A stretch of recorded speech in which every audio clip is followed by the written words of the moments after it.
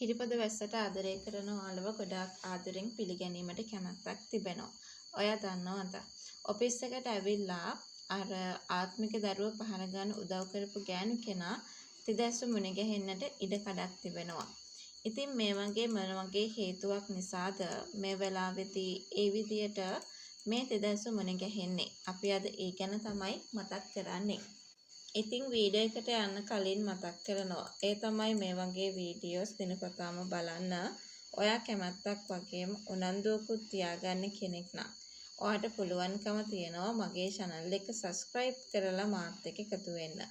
ඒ වගේම like කරන්න, comment කරන්න, තවත් නොදන්න යාළුවෙක් වෙනුවෙන් අනිවාර්යෙන්ම share කරන්නත් අමතක කරන තැනට පත් වෙන්නට උවමනාවක් නැහැ කියන කතාව ගැන තමයි මම ඔයාට මේ වෙලාවේ මතක් කරලා දෙන්නට සූදානමකුත් ඇති කරගන්නේ.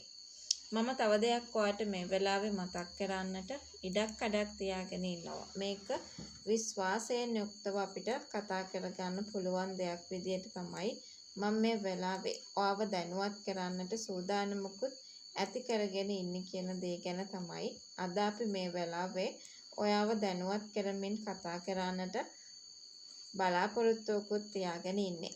මම තව දෙයක් ඔයාට මේ වෙලාවේ මතක් කරන්නට බලාපොරොත්තුවක් තියාගෙන ඉන්නවා කියන ඒ කතාව ගැන තමයි අද අපි හැමෝම මේ වෙලාවේදී කතා කරන්න අවස්ථාවකුත් තියාගෙන හිටියේ.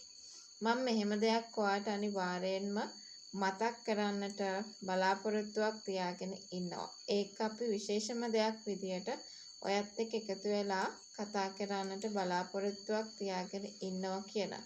ඒ කතාව ගැන තමයි මම මේ වෙලාවේ ඔයාව දැනුවත් කරමින් කතා කරන්නට ඉඩකඩක් හදාගෙන හිටියේ. ඔයා විශේෂයෙන් මේ වගේ දේකුත් තේරුම් ගන්නට උවමනාවක් ලැබෙනවා කියන ඒ කතාව ගැන තමයි මම අනිවාර්යෙන්ම ඔයත් එක්ක මේ වෙලාවේ කතා කරන්නට සූදානමකුත් ඇති කරගෙන ඉන්නට ඕනේ. ඔයා දන්නවද? ඒ තමයි මේ ගෑනු කෙනා ඔෆිස් එකට ආවට පස්සේ තිදැස්සටත් හිතා ගන්න බැරි වෙනවා. මොකද අනිවාර්යෙන් පහුගිය දවස්වල සිද්ධ වෙච්ච දේවල් එක්ක. අනිත් එක්ක ඔෆිස් එකට ඇවිල්ලා මේ ගෑනු කෙනා අරන් ගියා කියන එක මතකේ තියෙන නිසායි ගොඩාක් කේන්ති යන්නේ. ඉතින් ඒ වෙලාවේදී අනිවාර්යෙන්ම මේ දරුවා වගේම ආත්මෙත් ඉන්නේ ලොකුම ලොකු පීඩාවක. ලොකුම ලොකු භයානක අඩියක තමයි ඉන්නේ. ඒක අනිවාර්යෙන් මතක් කරනවා. ඒ වගේම තමයි මගේ අතින් වැරද්දක් වුණා. ඉතින් ඒක මගේ දුප්පත්කමට සිද්ධ වෙච්ච දෙයක්. හැබැයි ඒකත් එක්ක මේ වෙලාවේ තව දෙයක් මතක් කරන්නට උනත් කාරණාවක් තියෙනවා කියන ඒ කතාව ගැන තමයි අද අපි මේ වෙලාවේ කතා කරන්න බලාපොරොත්තුවක් තියාගෙන ඉන්නේ කියන දේ ගැන තමයි අපි මේ වෙලාවේ කතා කරන්නට ඉඩක් තියාගෙන ඉන්න ඕනි කියන කතාව මම අද ඔයාට මතක් කරලා දෙන්නට සූදානමක් ඇති කර ගන්නවාම තමයි.